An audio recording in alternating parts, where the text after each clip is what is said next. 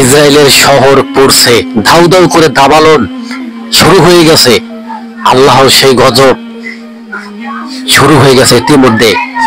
এই ইসরায়েল নিরীহ ফিলিস্তিনদের এমন ভাবে অত্যাচার করছে, হামলা করছে, তা ফিলিস্তিনের নিরীহ মানুষের দোয়া আল্লাহ তাআলা কবুল করেছে। এবং ইতিমধ্যে ইসরায়েলের ভূমির ভিতরে ভয়ঙ্কর দাবালন শুরু হয়ে গেছে, আল্লাহর গজব। আমরা বলি, হে আল্লাহ, তেল আবিবের রাজধানীর ভিতরে আগুন দিয়ে জ্বালিয়ে পুড়িয়ে ছারখার করে ফিলিস্তিনের নিরীহ মানুষের বুকটা ঠান্ডা করো। যদি মুসলমান হয়ে আল্লাহর দরবারে দোয়া করলে ওই দোয়া, নিরীহ মানুষের দোয়া কবুল হয়ে যায়। কবুল হওয়ার কারণ একটাই, ওরা নিরীহ মানুষের উপর অত্যাচার করেছে, জুলুম করেছে। ওই এর কারণে ইসরায়েলের তেল আবিবের সেই আকাড়া গোষ্ঠীর ভিতরে আগুন দাউ দাউ করে জ্বলছে। আর আগুনটি এমন ভয়ঙ্কর ভাবে জ্বলছে, কোন মানুষে আগুন নিয়ন্ত্রণে আনতে পারছে না। কিভাবে আনবে? আল্লাহর গজব যদি নাজিল হয় যেখানে, ওইখান থেকে সম্ভব না, কোনোদিনই সম্ভব না। ইহুদিবাদীরা কি আল্লাহ তাআলার সেই নিয়ামত দেখে নাই?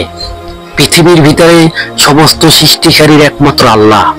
ওই আল্লাহ তাআলা যার উপরে রাগন্ত হয়ে যাবে, আল্লাহ তাআলাকে ঠান্ডা করার মতো কারো সম্ভব না।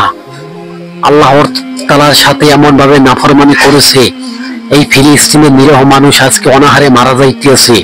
আর এখন এই অবস্থায় আল্লাহ তাআলা রব্বুল আলামিন একবারে আঙ্গুল দিয়ে দেখিয়ে দিছে, আল্লাহ তাআলা কি জিনিস তোমরা দেখো।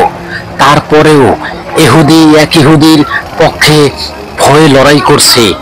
ইহুদিরা, তোমরা জেনে নাও, তোমাদের পৃথিবীর ভিতরে তোমরা হয়তো শক্তিশালী কিছুদিনের জন্য, আল্লাহ তাআলা রব্বুল আলামিন চাইলে তোমাদের পৃথিবী থেকে ধ্বংস করে দেবে, তোমাদের কুলাঙ্গার করে পৃথিবী থেকে শাস্তি দিয়ে তারপর আখিরাতের শুধু বিচারের অপেক্ষা।